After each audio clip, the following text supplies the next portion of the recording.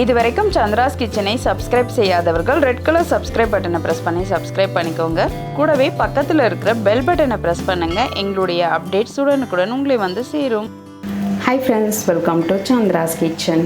இன்றைக்கி நம்ம ஒரு சுவையான கத்திரிக்காய் உருளைக்கிழங்கு மசாலா எப்படி செய்கிறதுன்னு பார்க்கலாம் வாங்க. இந்த கத்திரிக்காய் உருளைக்கிழங்கு மசாலாக்காக நான் மசாலா இன்றைக்கி அரைச்சி வைக்க போகிறேன். இப்போ இந்த மசாலாவுக்கு தேவையான பொருட்களை எல்லாத்தையும் வறுத்துக்கலாம். ஒரு கடாயில் 1 ஸ்பூன் அளவுக்கு எண்ணெய் விட்டுக்கலாம். இப்போ எண்ணெய் சூடாகிடுச்சு. நம்ம ஒரு அரை ஸ்பூன் அளவுக்கு சீரகம், அரை ஸ்பூன் அளவுக்கு சோம்பு சேர்த்துக்கலாம். ஒரு 3லேருந்து 4 பூண்டு சேர்த்துக்கலாம். அரை ஸ்பூன் தனியா சேர்த்துடலாம். இப்போ இது எல்லாத்தையும் நல்லா வறுத்துக்கோங்க. இப்போ இது கூடவே நம்ம ஒரு 4லேருந்து 5 காஞ்ச மிளகாய் சேர்த்துடலாம். சேர்த்துட்டு நல்லா வதக்கிடுங்க. கொஞ்சம் டேஸ்ட்டுக்காக நான் ஒரு ஸ்பூன் அளவுக்கு வேர்க்கடலை பருப்பு சேர்த்துக்கிறேன். எல்லாமே நல்லா கொஞ்சம் செவக்க வறுத்துக்கலாம். ஒரு 3 ஸ்பூன் அளவுக்கு தேங்காய் எடுத்து வச்சுருக்கேன், அதை இது கூட சேர்த்துக்கிறேன். இதை நல்லா வதக்கிடலாம்.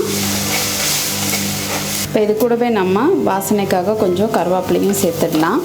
சேர்த்துட்டு நல்லா இதை வதக்கிடுங்க. இப்போ இது எல்லாமே நல்லா வதங்கிடுச்சு. நம்ம இதை ஒரு மிக்சரில் மாற்றி அரைச்சிக்கலாம். இப்போ நம்ம வறுத்த மசாலா நல்லா ஆறிடுச்சு. இதை மிக்சரில் அரைச்சிக்கலாம். இப்போ நம்ம மசாலாவில் தண்ணி ஊற்றாமல் கொஞ்சம் கொரப்பாக அரைச்சி வச்சுருக்கோம். அதே கடாயில் ஒரு 2லேருந்து 3 ஸ்பூன் அளவுக்கு எண்ணெய் சேர்த்துக்கலாம்.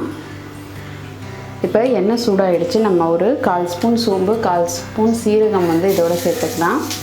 அடுத்ததாக நம்ம பொடியாக நறுக்கி வச்சுருக்கிற வெங்காயம் சேர்த்துக்கலாம். இது எல்லாத்தையும் நல்லா வதக்கிடுங்க. இது ஒரு பாதி அளவுக்கு வதங்கினதும் நம்ம ஒரு தக்காளி பழத்தை பொடியாக நறுக்கி வச்சுருக்கிறத இதோட சேர்த்துக்கலாம். இப்போ இது ரெண்டுத்தையும் சேர்த்து நல்லா வதக்கிடுங்க.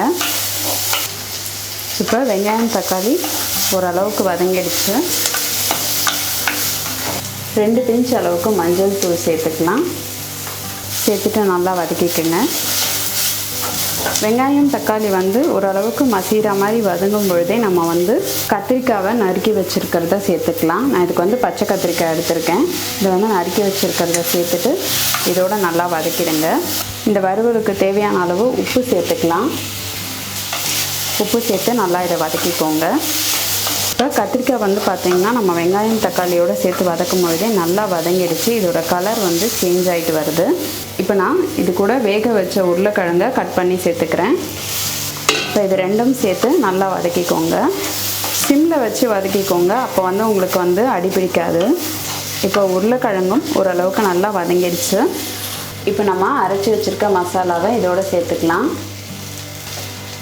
மசாலா சேர்த்துட்டு இதை நல்லா கலந்துருங்க.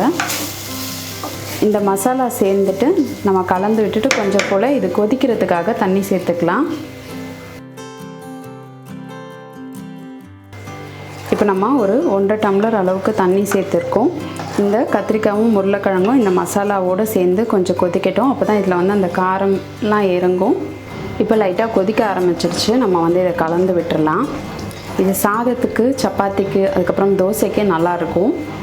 இது கொதிக்கும் பொழுதே நம்ம கொஞ்சம் கருவேப்பிலை சேர்த்துடலாம். சேர்த்துட்டு நல்லா கலந்துடலாம். இப்போ நம்மளுடைய கத்திரிக்காய் உருளைக்கிழங்கு மசாலா ரெடி ஆகிடுச்சு. நம்ம கொஞ்சம் கடைசியாக கருவேப்பிலை சேர்த்துக்கலாம். அடுத்ததாக கொத்தமல்லி தழை சேர்த்துக்கலாம். இப்போ இதை நல்லா கலந்துடலாம். இப்போ நம்மளுடைய சுவையான கத்திரிக்காய் உருளைக்கிழங்கு மசாலா சூப்பராக ரெடி ஆகிடுச்சு. நீங்களும் இந்த கத்திரிக்காய் உருளைக்கிழங்கு மசாலாவை உங்கள் வீட்டில் ட்ரை பண்ணி பாருங்கள். ட்ரை பண்ணி பார்த்துட்டு உங்களுடைய ஃபீட்பேக்கையும் கமெண்ட்டையும் எங்களுக்கு சொல்லுங்கள். இதே மாதிரி இன்னும் நிறைய ரெசிபிஸ் உங்களுக்காக வந்துகிட்டே இருக்குது. இதுக்காக நீங்கள் செய்ய வேண்டியதெல்லாம் சந்திராஸ் கிச்சனுக்கு இது வரைக்கும் சப்ஸ்கிரைப் பண்ணலைன்னா சப்ஸ்கிரைப் பண்ணிவிடுங்க. பக்கத்தில் இருக்கிற பெல் பட்டனையும் ப்ரெஸ் பண்ணுங்கள்.